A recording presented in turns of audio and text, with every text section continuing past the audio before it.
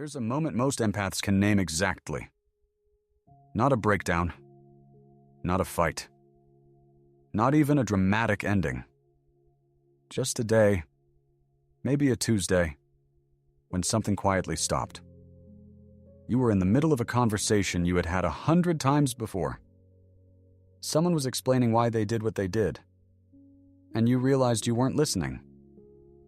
Not because you tuned out, but because something inside you had already left. Not in anger, not in grief, in something that felt disturbingly like nothing. And then the fear started. Not fear of them. Fear of yourself. Because the person who would have leaned forward, asked the right questions, found some way to understand, that person didn't show up. And you didn't know if they were gone temporarily, or if they were gone for good. Here's what nobody tells you about that moment. It was named 2,500 years before Jung was born. A philosopher in Ephesus, around 500 years before the Common Era, left us a collection of fragments. Not full texts, just fragments, like shards of a broken tile, that described a law of the universe so precise that Carl Jung, writing in Vienna in 1921, adopted it word for word. The philosopher was Heraclitus, and the law he described was this: everything, when pushed to its extreme, becomes its opposite. He was talking about fire and water, about day and night, about the fabric of the cosmos itself. Jung recognized something different. He recognized a clinical phenomenon he was watching in his office, week after week, patient after patient. He called it Enantiodromia, and he said it was the most reliable thing in psychology. Before we go further, I want to ask you something small. If what I just said made something stir in you, if you recognized that moment, hit the subscribe button and leave a like on this video. That's not just a YouTube formality. It's what allows me to keep digging into this material, to keep going back to the original texts and pulling out what's actually there instead of what the internet has turned it into. It matters more than you'd think. So thank you for that. Let me tell you the story most people tell themselves when an empath is finally done. The version goes something like this. They've been too giving for too long. They gave and gave and gave until they had nothing left. And then, one day, they got tired. Or maybe they got hurt badly enough. And something flipped. The kindness turned off. The patience ran out. They became harder, colder, more distant. And if you're not careful, if you push them enough, they might turn into exactly what hurt them. The healer becomes the wound. The most understanding person in the room decides not to understand anymore. That's the story. The empath turned cold, and the fear that comes with it, not from the outside, but inside the empath themselves, is almost always the same. I keep hearing a version of it. Someone will send me a message and say, I don't feel empathy for someone I used to love deeply anymore. I used to be the most understanding person in every room. Now I look at this person and I feel nothing. Or worse, something cold. And I don't know if I lost what makes me me, or if I've become the very thing I always feared becoming. That fear is real. I want to sit with it for a moment before I take it apart. Because it contains something true, and something that isn't. What's true? Something has changed. The person who showed up before doesn't show up the same way anymore. That is absolutely real. What isn't true? That this change means damage, that it means loss, that it means you've become your opposite in the sense most people use that word. Something worse, something broken, something to be afraid of. Jung had a very different reading of what was actually happening. And once you understand it, the real mechanics of what he was describing, the fear transforms into something else. Not relief exactly, something more useful than relief. In 1921, Jung published Psychological Types. It's not the most famous of his works. Most people who've heard of Jung know the archetypes, know the shadow, know the concept of the collective unconscious. Psychological Types is the one that gets quietly overlooked. the dense, systematic one that serious readers eventually circle back to. In paragraph 709 of that work, Jung wrote something I've read probably 40 times since I first found it.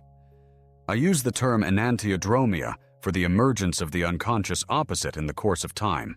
This characteristic phenomenon practically always occurs when an extreme, one-sided tendency dominates conscious life. In time, an equally powerful counterposition is built up, which first inhibits the conscious performance and subsequently breaks through the conscious control. Read that slowly. An extreme, one-sided tendency dominates conscious life. An equally powerful counterposition is built up. Breaks through the conscious control. Jung wasn't describing a choice. He wasn't describing a breakdown. He wasn't describing someone deciding to stop being kind one morning after sleeping on it. He was describing structural mechanics. The psyche in his framework is not a bucket that gets emptied. It is a system with poles, like a magnetic field.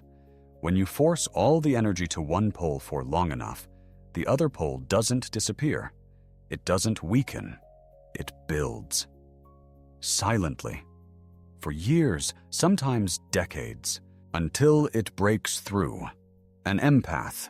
In Jung's language, someone in whom the feeling function has been pushed to an extreme. Someone who has consistently suppressed anger, systematically swallowed limits, operated from the default position that everyone else's discomfort matters more than their own. Isn't simply choosing to be kind. They are, at the structural level, accumulating the counterposition, not through weakness, through the same inexorable law that makes day become night. And here's the part that stopped me cold when I first understood it. The moment the empath is finally done, that Tuesday when something quietly stopped, wasn't the beginning of a problem. That was Enantiodromia beginning to surface. The question is not whether it happens. Heraclitus said it would, 25 centuries ago. Jung confirmed it clinically across decades of practice. The question, the only real question, is what you do when it does. Stay with me here, because this matters. Heraclitus of Ephesus left us fewer than 100 fragments. Some are a single line. Some are two. He never published a systematic philosophy. Or if he did, it didn't survive the centuries between him and us. What survived was enough. One of the fragments reads, "Things cold become hot. The hot cools, the moist dries. The arid is moistened." Almost laughably simple on the surface. But Heraclitus wasn't writing about weather. He was describing what he called the logos, the underlying rational principle threading through everything that exists. And the logos, in his observation, organized itself around a single structural truth.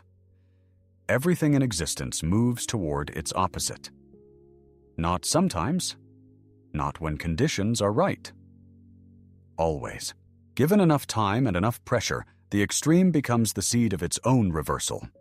The word he didn't have, because it would need to wait for a 20th century Swiss psychiatrist to coin it from Greek roots, was Enantiodromia.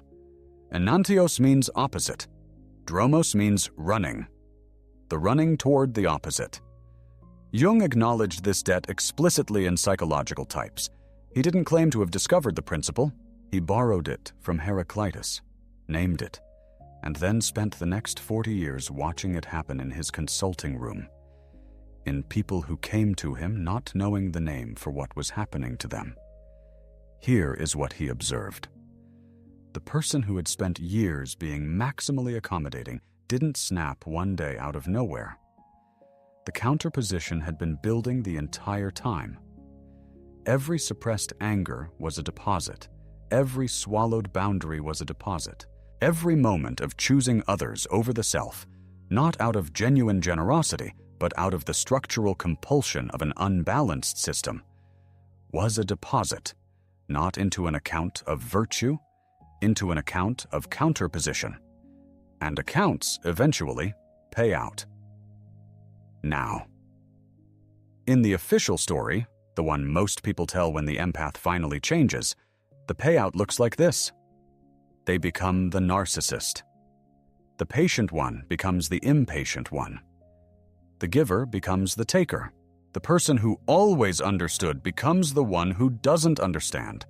Jung looked at this narrative, and he said, that is not what is actually happening in Enantiodromia. That is what happens in Enantiodromia that arrives without consciousness, that erupts without someone present at the wheel to receive it.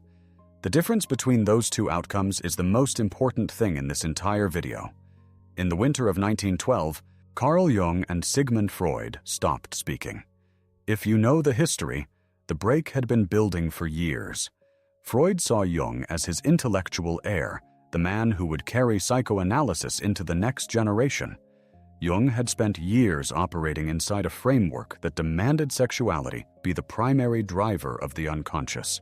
He had been pushing further into mythology, into alchemy, into the idea of a collective unconscious that didn't originate in individual biography, but in something older and shared across all of human experience. The tension between the two men had been building since at least 1909. When the break came, it was final, and almost immediately something began to happen to Jung. His dominant conscious pole, the systematizer, the rigorous scientific thinker, the man who had spent a decade building a theory of mind that could be documented, replicated, defended in academic circles, had been pushed by the collapse of his most important professional relationship to a point it could no longer sustain. Between 1913 and 1917, Jung experienced what he would later describe as a confrontation with the unconscious of a force that he could only call terrifying. He heard voices. He had visions of flooded European landscapes, of blood covering the earth, of cities collapsing into rivers. He experienced states that, in any other context, might have been diagnosed as the early stages of psychosis. He was in Enantiodromia. The tightly controlled rational mind, pushed for years to its extreme as the primary mode of operating, had built up a counterposition of immense force. The unconscious didn't knock on the door politely. It erupted. And here is what I need you to notice about what Jung did next. He didn't run. He didn't suppress it. He didn't wait it out or call it madness and hope it passed. He sat down at his desk. In his house on the lake at Kusnacht in the evenings after his family had gone to sleep. And he wrote everything down. The voices, the visions, the figures that appeared in his inner landscape. He drew them. He painted them.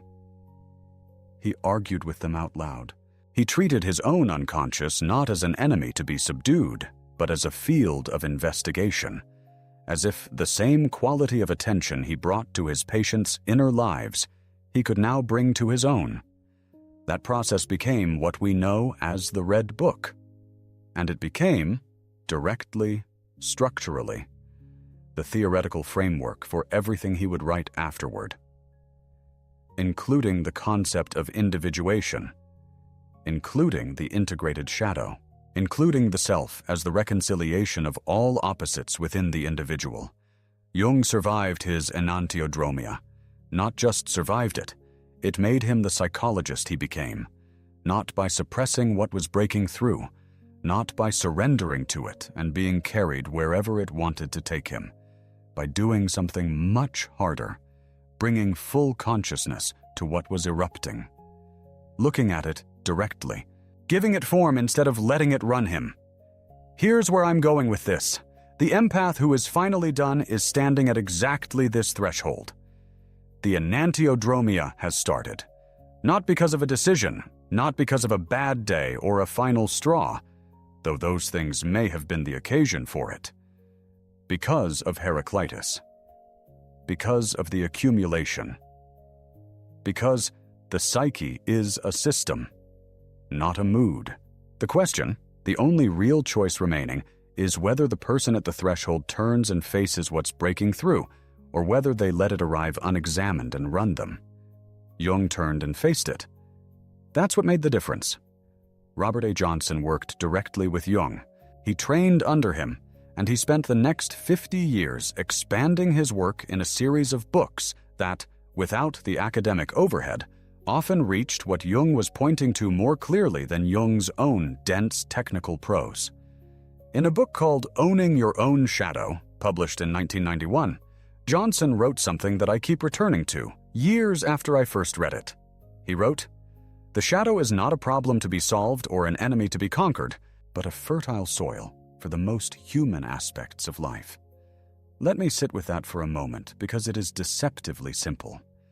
The shadow, in Jung's framework, is not a synonym for evil. It is not the dark side of the personality waiting to take over. It is simply everything that has been pushed out of conscious awareness because it didn't fit the identity being maintained. For the empath, that exile is specific and consistent. The anger that was inconvenient, the needs that were too much, the limits that felt selfish to enforce, the clear-eyed assessment that someone was using them, the voice that said, "This isn't fair," the simple, unadorned knowledge that they were not okay. All of that, not because it was wrong, but because it didn't fit the identity of the understanding one, the patient one, the one who always knows what to say, got pushed down, systematically, for years, sometimes for decades, and that is what is now surfacing. What Johnson called the fertile soil is not contamination.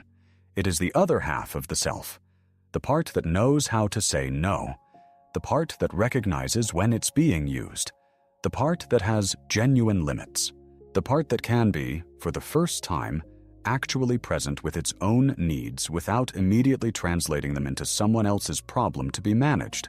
When that gets integrated, not performed, not accessed occasionally on good days, but structurally woven into who you are, something changes. And that change is precisely what Jung meant when he called the empath who is done more dangerous. Not because they will harm you, because you can no longer predict them, control them, or reach them through the mechanisms that used to work reliably, month after month, year after year. I want to be precise about something here, because it's the place where most people get genuinely confused. The narcissist is not dangerous in the way Jung meant. I know that seems backwards. The narcissist seems dangerous. They manipulate, they gaslight, they use people and discard them. In the relational sense, in the sense of who can inflict more damage inside an intimate relationship, yes, the narcissist causes harm.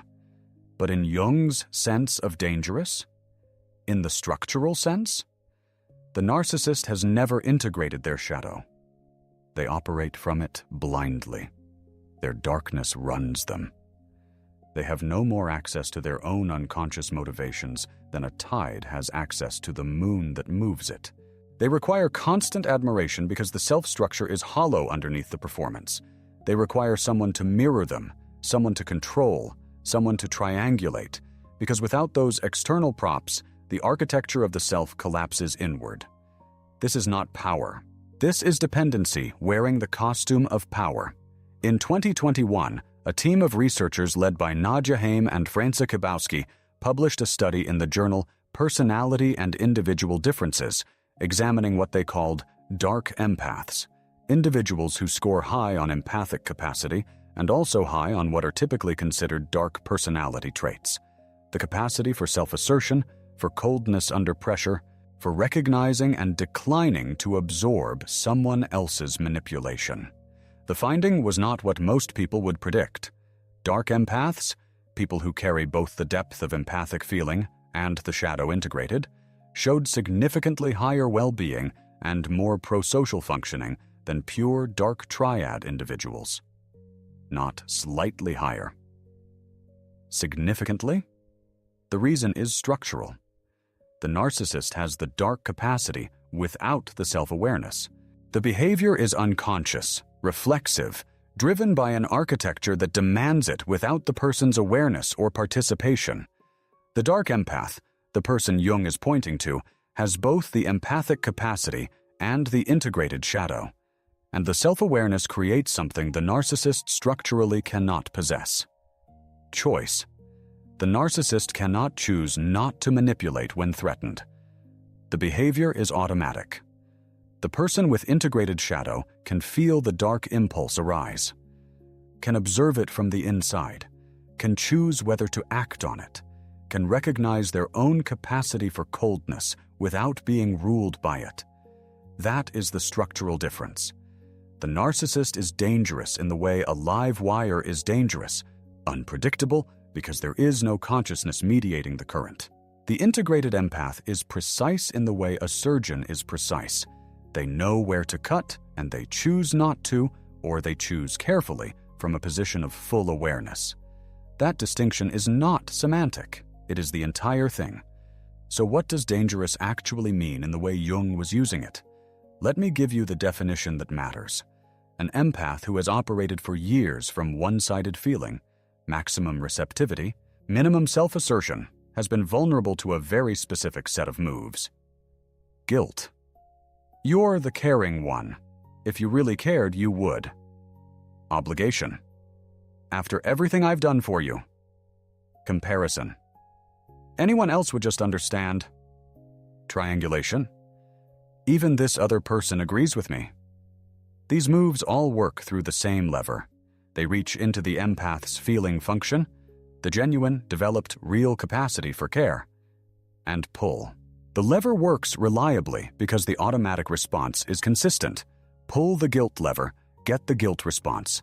Pull the obligation lever, get the accommodation response. The system runs on predictability. Now imagine the lever no longer works, not because the caring is gone, not because the empath has become callous or has lost their depth, but because the shadow has been integrated. The empath now recognizes when the guilt is manufactured. They can see the architecture of the manipulation while it's happening, not with suspicion, not with defensiveness, but with the kind of clear seeing that comes from having done the interior work that makes these mechanisms visible. They know the difference between genuine obligation and obligation being performed as a control mechanism. They can see the triangulation for what it is, a move, not a truth. The lever doesn't work anymore, not because the person has been replaced by someone colder, but because the person has become more complete. A study published in Social and Personality Psychology Compass in 2025 by Adrienne Martingano, Mingyuan Xu, and colleagues at Wiley drew a distinction that maps precisely onto what Jung was describing. They separated empathic fatigue, the depletion of someone who is given until the tank is empty, from empathic differentiation, the conscious selection of when and how to extend empathic response. The choice from a full and aware position to receive what is being presented without automatically translating it into an obligation to fix, to smooth over, to absorb. Empathic differentiation isn't less empathy, it's more advanced empathy. The empath who is finally done hasn't lost the capacity. They have gained the discrimination. And that discrimination, that structural ability to choose, is exactly what makes the old system of manipulation impossible to run. The axis is gone. And when the axis is gone, there is nothing to pull on. The moves that ran for years simply stop working. That is Jung's dangerous. Not a weapon. Not a threat. Not a plan for retaliation or revenge. A structural impossibility of being reached through manipulation in the same way again. Because the predictability that manipulation requires is no longer there. Here's something I want you to sit with for a moment. Most of us, and I include myself in this from my years in hospice care before everything shifted, have existed inside environments that organized themselves around the empath's predictable response. The empath will understand. The empath will find a way to make this okay. The empath will absorb the tension so the room doesn't have to carry it. The empath will stay. Those environments, families, relationships, friendships, workplaces, didn't necessarily design themselves this way, consciously. Most of the people relying on the empath's reliability aren't aware they're doing it. They just know that when something is uncomfortable, the empath absorbs it. When something needs to be processed, the empath processes it. When someone needs to feel understood, the empath provides it. The system runs. Nobody examines it until it doesn't. When the Enantiodromia surfaces, When the automatic response stops being automatic, the environment doesn't typically say, "Oh, something is integrating. Something is becoming more whole." The environment says, "Something is wrong with them. They've changed. They've become cold. They've become difficult." And here is the mechanism I want to name clearly, because it is one of the cruelest parts of this process. The empath, reading the room as they always have, because that capacity doesn't disappear, only refines, picks up on this reaction. They feel the environment's alarm. They feel the withdrawal of approval. They feel the unease in people who don't know how to recalibrate. And because the feeling function is still fully there, they feel the full weight of being perceived as the problem. And the fear installs itself from the outside. Am I healing or am I hardening? Jung had something to say about this directly. In Ion, published in 1951, drawing on decades of clinical observation, he described the self as what he called the reconciliation of all opposites. Not the triumph of one pole, not the gentle side incorporating a little assertiveness for balance, the full circle. He wrote, "The self is a circle whose center is everywhere and whose circumference is nowhere. A person who has only one pole, maximum receptivity with zero self-assertion, or maximum self-assertion with zero receptivity, is, in Jung's framework, incomplete. And incompleteness is what makes a person predictable. Manageable. The moves work because the person always responds the same way." The narcissist is incomplete at the pole of self-assertion. And here's something people rarely say out loud. The narcissist can be run just as mechanically as anyone else. You just need the right lever. Narcissistic injury. Supply withdrawal. Status threat. Pull that lever, and the narcissist is as automatic as any other single-pole system. The empath before integration is incomplete at the other pole. Maximum receptivity, zero self-assertion, same predictability, different lever. The integrated empath, moving toward the full circle, toward what Jung called individuation, is neither of these things. They can be genuinely reached through genuine connection. They cannot be reached through manipulation, because manipulation works through automation, through the certainty that pulling lever X produces response Y, and the integrated empath has stopped being that kind of system. That is what the environment experiences as dangerous. Not a threat, not a weapon, an unpredictability it doesn't have the tools to manage. A person who is no longer operating from a single, exploitable axis. James Hillman, who studied under Jung in Zurich in the 1950s before going on to develop what he called archetypal psychology, had a phrase for what happens when a person begins to move from single-axis operation toward genuine wholeness. He said that the soul requires complexity, that a person organized around a single function, a single imperative, a single way of being in the world, is not a fully realized self. It is a strategy that worked for a particular environment at a particular cost.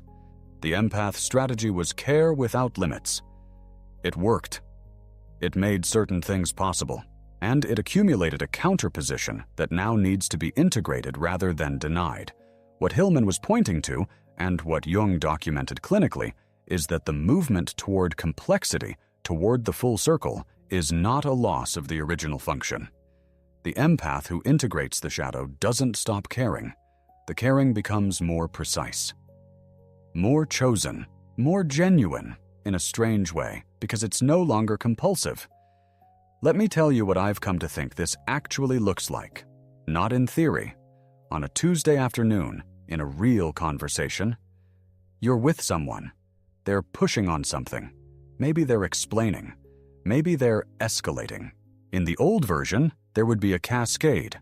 What do they need? What did I say wrong? How do I repair this? What is the version of me that makes this okay for them? The new version doesn't run that cascade, not because you don't care about what's happening, but because you're watching the mechanism from the inside, and you recognize it. You see it for what it is. A push to activate the old response. And you just don't activate. You're still fully present. You hear everything they're saying.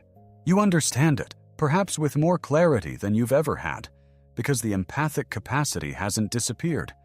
It's been refined into something with more precision and less compulsion. You're not gone from the room. In some way you can't quite explain, you're more fully there than you've ever been. But the automatic correction, the reflexive accommodation, the preemptive softening of your own position to protect the room from discomfort, that doesn't come. And in its place, there is a response that originates from somewhere inside rather than from reading what the room needs. That shift, and I want to be honest with you here, in the way I always try to be, that's what I noticed years after I left hospice care and started actually sitting with what had accumulated in me during those 12 years. I spent a decade absorbing other people's grief and calling it service. I told myself I was built for it, that it was what I was for, and for years that was enough. And then it wasn't. Not because I became cold, but because I had spent so long giving everything I had to the room that I had become indistinguishable from the room. I didn't know what I thought about things until I'd read the faces of the people around me first. I didn't know how I felt about something until I'd checked whether expressing it would cause discomfort. I had organized my entire interior life around the management of other people's interior lives. When the Enantiodromia started, and it did start quietly, the way Jung said it always does, I was afraid of it for years. I thought it was damage.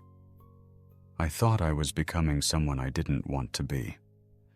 What I eventually found, working with Jung's framework, sitting with it the way you sit with something difficult in the Blue Ridge Mountains on a long walk when the noise is gone, was that I hadn't lost my empathy. I had lost the compulsive version of it, and what was emerging in its place was something slower, more deliberate, and in some ways far more capable of genuine contact with another person, because I was actually there, not managing, not adjusting the temperature of the room, actually present with all of myself, including the parts I'd spent 12 years pretending weren't there. That is what I think Jung was describing when he said, "The empath who is finally done is more dangerous than any narcissist, not a colder person, a more complete one." And completeness, in environments organized around incomplete people, is genuinely disorienting to encounter. But here is what I want to say directly if you're in the middle of this process right now. The Enantiodromia doesn't arrive with a manual. It doesn't ask permission. It doesn't tell you whether you're in the version that heals or the version that breaks you further. It just arrives, and when it arrives without consciousness, when the counterposition surfaces without anyone at the wheel to receive it, the rawness can pull you somewhere you don't actually want to go.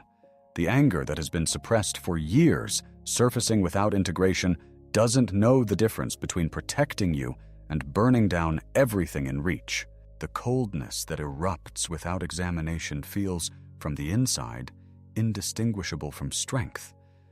Until you realize you've started responding to people who genuinely care for you with the same walls you needed to build against people who were actively harming you. Unconscious enantiodromia is not the healing. It is the material out of which the healing is either built or lost. Jung's own confrontation with his unconscious lasted for years. He came out of it not with a clean, simple story of before and after. He came out of it with the understanding that the unconscious is neither the enemy nor the savior. It is material. Raw material. And it requires consciousness to become something. The two paths that fork at finally done are not healing versus becoming a narcissist. They are unconscious enantiodromia. The rawness erupts and runs you, and you react from a place you don't understand or conscious integration. You turn and face what is breaking through with the same quality of attention you've given everyone else for years, and you give it form. And here is what I think the most important observation in this entire video is. The narcissist cannot take the second path. the structure isn't there. The willingness to look at one's own shadow, genuinely, without flinching, without immediately projecting it onto someone else, without constructing a narrative that makes you the victim of your own darkness, requires the empathic capacity the narcissist never developed. Only the empath can do what Jung is actually describing, the very capacity that made you vulnerable. The deep, developed, sometimes unbearable ability to feel what is real, to register the weight of things that other people move past without noticing, is the same capacity that makes the conscious integration possible. You can't integrate what you can't feel. You can't look at your own anger, your own exhaustion, your own capacity for coldness, and choose what to do with it without the ability to feel the full weight of it first. Without being willing to be in the room with it, the way you've spent years being in the room with everyone else's difficult material. The narcissist can't feel that weight. That is the tragedy at the center of the structure. And it is also the reason they never individuate.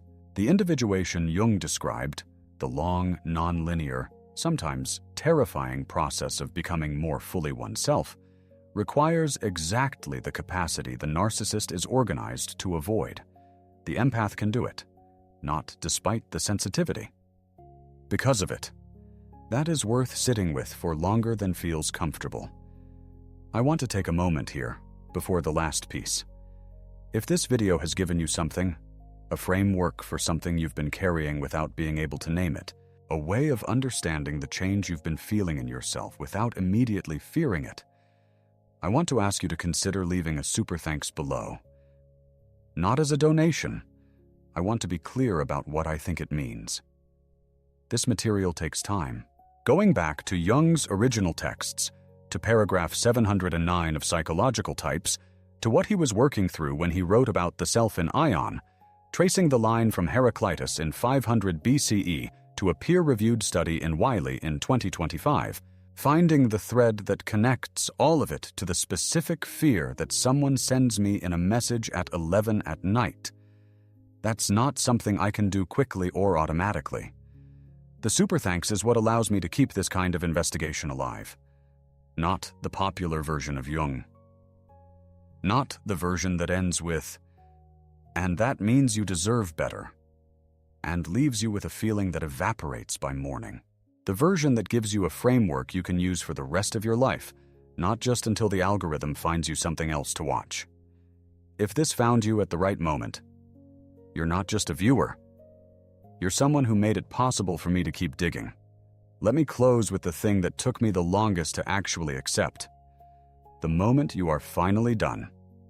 That Tuesday, that thing that quietly stopped, is not the end of who you were. It is the first day of something larger. Heraclitus said that fire lives the death of air, and air lives the death of fire. That the only constant is the movement between the poles. That the opposites don't destroy each other. They sustain each other in the right conditions under consciousness. The poles need each other. The movement between them is not loss. It is the logos, the underlying principle that everything is made of. Jung said that the goal of psychological development is not to become good, it is to become whole. And wholeness, real wholeness, the kind that happens when years of one-sided development begins to correct itself, is not comfort. It is not peace in the easy sense. It is the strange and sometimes unsettling experience of being fully present in your own life, with the full weight of who you are. Including the parts you were told were inconvenient, including the parts you were afraid of, including the parts that carry the darkness you've spent years trying not to be. The empath who is finally done is more dangerous than any narcissist, not because they will harm you, but because you can no longer predict them, control them, or reach them through the moves that used to work. The axis is gone, and in its place, something the narcissist will never have. A person who is fully present, aware of their own darkness, and choosing, from a position of complete consciousness, how to show up. That is not something to be afraid of. That is what Jung spent his entire life trying to describe. The empath who is done is not becoming the narcissist. They are becoming the person the narcissist can never be. I want to ask you something for the comments. Most people watching this can name a version of what I described. A moment, a Tuesday, a day when something quietly stopped. I'm genuinely curious about what came first for you. Was it fear? Or underneath the fear? Did some part of you recognize it as something that needed to happen? Tell me in the comments. I read them. And if your answer is both, at the same time, I especially want to hear that.